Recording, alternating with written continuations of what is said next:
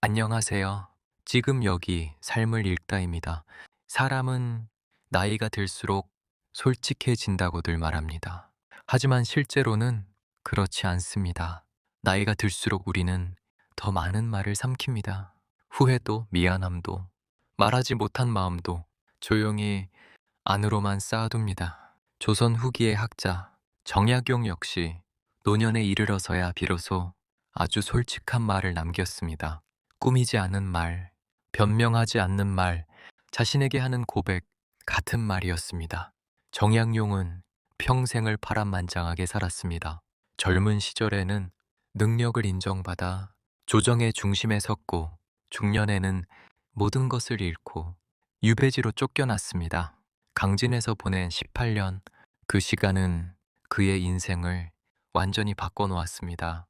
그곳에서 그는 가난했고 외로웠고 자주 병들었습니다.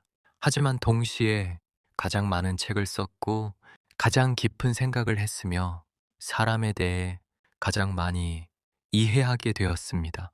유배에서 풀려난 뒤 그는 고향으로 돌아왔지만 조정으로 돌아가지는 못했습니다.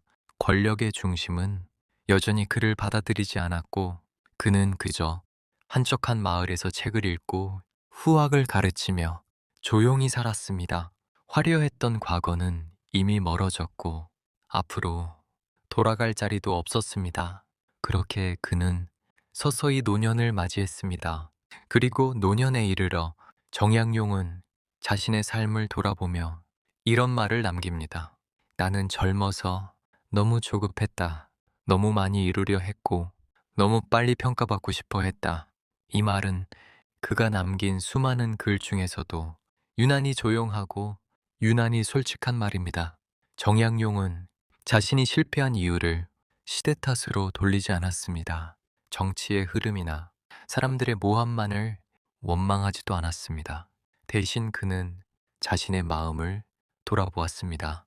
조급함, 인정받고 싶은 마음, 앞서가고 싶었던 욕심, 그리고 노년에 와서야 그 모든 것이 삶을 단단하게 만들기보다 오히려 흔들리게 했다는 걸 담담히 인정했습니다.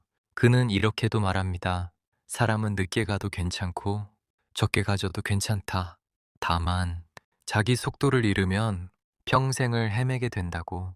이 말은 성공한 학자의 충고라기보다 한 인생을 다 살아본 사람이 자기 자신에게 하는 말처럼 들립니다. 우리는 살면서 남들보다 뒤처질까봐 조급해집니다. 아직 괜찮은데도 스스로를 몰아붙이고 이미 충분한데도 불안해 합니다. 정약용 역시 그 불안을 안고 살았던 사람입니다. 그래서 노년에 와서야 비로소 말할 수 있었던 겁니다. 조급함이 나를 성장시킨 게 아니라 나를 지치게 했다고. 그는 노년의 글에서 이런 고백도 남깁니다. 지금 생각해보면 그때 조금만 더 기다렸다면, 조금만 더 사람을 이해했다면 덜 아프게 살 수 있었을 거라고.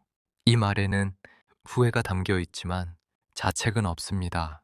그저 있는 그대로 받아들이는 노년의 시선이 있을 뿐입니다. 젊은 시절 정약용은 완벽주의자였습니다. 일을 하면 완벽하게 해야 했고, 글을 쓰면 흠없이 써야 했습니다. 사람을 대할 때도 원칙을 지키고자 했고, 옳다고 생각하는 것은 반드시 관철시키려 했습니다. 하지만 그 완벽함이 때로는 사람들을 멀어지게 했고, 그 원칙이 때로는 관계를 어렵게 만들었습니다. 노년에 이르러서야 그는 깨달았습니다. 완벽함보다 중요한 것은 함께 가는 것이었다고. 정약용은 노년에 들어서며 더 이상 자신을 증명하려 하지 않았습니다. 누군가에게 인정받으려 애쓰지도 않았습니다. 그는 그제야 하루를 하루로 살기 시작했습니다.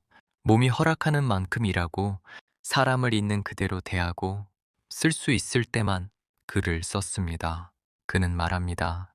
노년에 이르러 비로소 알게 된 것이 있다면 사람은 끝까지 잘하려 애쓸 필요는 없다는 것, 다만 끝까지 자기 자신을 속이지 않아야 한다는 것이라고.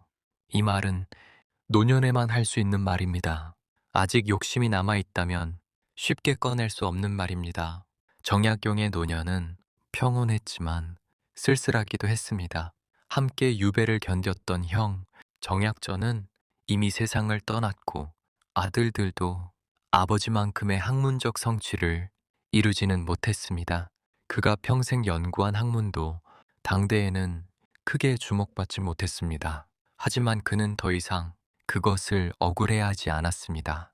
인정받지 못한다고 해서 가치가 없어지는 것은 아니라는 걸 알았기 때문입니다. 우리는 지금 이 나이에 어떤 마음으로 살고 있을까요? 아직도 남들과 비교하며 스스로를 재촉하고 있지는 않을까요?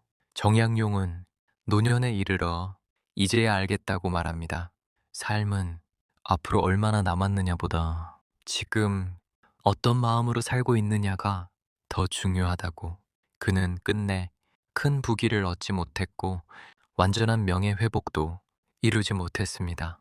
하지만 그는 노년의 글에서 이렇게 적었습니다.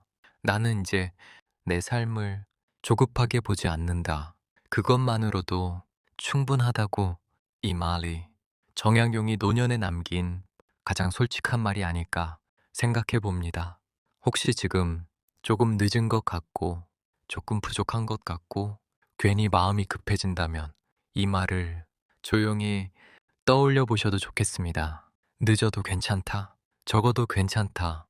다만 내 속도를 잃지 말자고. 정약용은 노년에 이르러 비로소 그렇게 자기 삶을 안아주었습니다. 그리고 그 말은 지금 우리에게도 조용히 건너옵니다. 오늘 하루도 수고 많으셨습니다. 지금까지 지금 여기 삶을 읽다였습니다. 끝까지 시청해 주셔서 감사합니다.